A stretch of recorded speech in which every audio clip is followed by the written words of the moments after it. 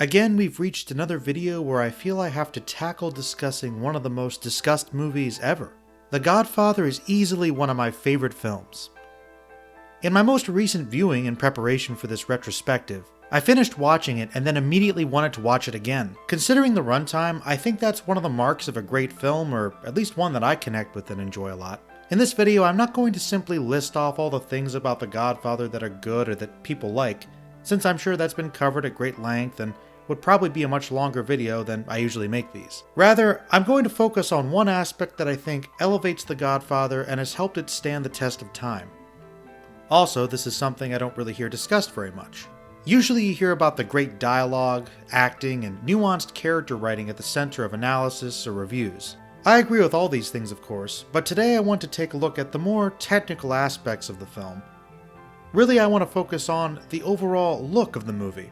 Not just the framing and costumes and sets, but the use of lighting to create a very specific, crisp palette that seems fairly unique to The Godfather and other films of the era. The use of sharp contrasts of heavy shadow with streaks of low glowing of the lights, whether from the street lamps or internal lighting, creates this very lived-in mood for the setting, using contrasts of dark and light to symbolize moral complexity, but also by making such scenes seem totally natural and not deliberately done that way at all. Combine that with the many intimate close-ups during conversations and confrontations, often with no score during such moments, it makes many of those scenes feel that much more realistic. Of course, there is the operatic sense to much of the film, and many scenes in particular, but The Godfather managed to make these gangsters seem like romantic pulp figures as well as believable people. The lighting and cinematography combine very well to really immerse you in the perils of the Corleones in a very intimate way. You often feel like you're there beside Tom Hagen as he's confronted by Sollozzo, or behind Luca Brasi when he goes on his final solitary mission.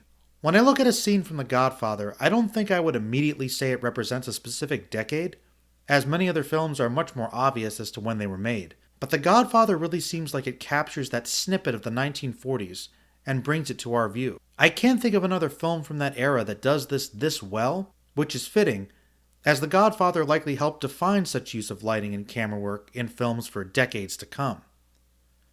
And that's one of the reasons why I love The Godfather so much, and truly believe it is one of the greatest films ever made.